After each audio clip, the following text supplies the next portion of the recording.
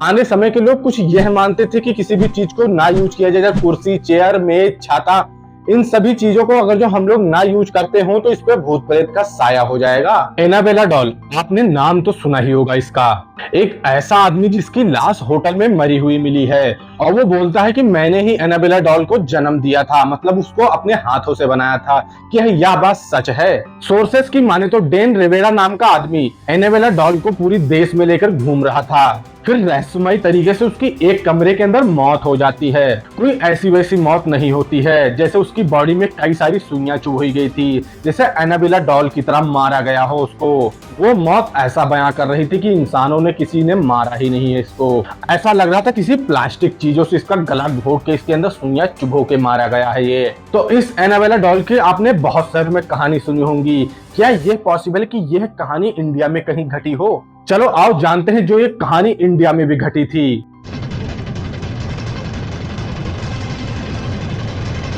तो दोस्तों, इंडिया के अंदर ये घटना की कहानी यहीं से शुरू होती है। महाराष्ट्र में बारिश का समय था और रिया नाम की लड़की मार्केट में घूम ही रही थी और उसी समय ये चौंकाने वाला हादसा हुआ।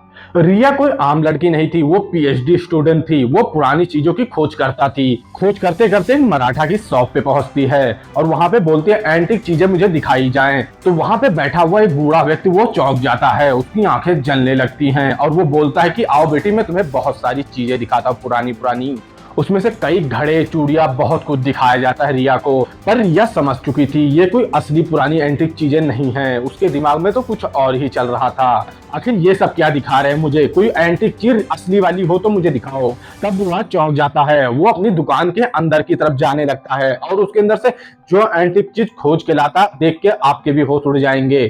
तब वो बूढ़ा अंदर से एक पोटली को लाता है, उसमें चमकती हुई गुड़िया होती है। रिया के दिमाग में वो कीड़ा फिर से जन्म लेता है और बोलता है कि ये गुड़िया मुझे खरीदनी है। तब रिया सोचती है कि ये गुड़िया तो मैंने कहीं देखी है, रानी लक्ष्मी बाई के फोटो में मैंने देखी है, इस गुड़िया को तो मुझे जरूर खरीद लेना चाहिए। तब बूढ़ा बोलता है कि मैं इस गुड़िया को बेचूंगा ही नहीं। तब रिया गुस्से से बोलती है जितना पैसा चाहिए उतना पैसा ले लो, इस गुड़िया को मुझे बेच दो। तब वह बूढ़ा उस गुड़िया के बारे में कुछ ऐसे ऐसे राज खोलता है कि रिया के भी होश उड़ जाते हैं। वो बूढ़ा बताता है ये गुड़िया मिट्टी के अंदर से निकली थी और जिसके पास ये गुड़िया रहती थी उसके घर में सारे परिवार मरते हुए चले जा रहे थे। तब रिया और उत्सुक हो गई इस गुड़िया के बारे में जानने के लिए। वहीं पे रिया बैठ गई इस कहानी को सुनने के लिए। तब बूढ़ा कुछ और ऐसे ऐसे राज़ें खोलता है कि आपको दिमाग खुल जाएंगे। तब वो बूढ़ा इस गुड़िया के बारे में बताना चालू करता है और बोलता है ये जो मिट्टी से जन्म ली गई गुड़िया है, जिसके भी घर जाती है उसके घर में वीराना पड़ जाता है और सारे लोग मरने लगते हैं। और रानी लक्ष्मी बाई को भी ये गुड़िया मिली थी पर उनके परिवार को कुछ नहीं हुआ था, जैसे मानो ये रानी लक्ष्मी बाई का इंतजार ही कर रही थी गुड़िया।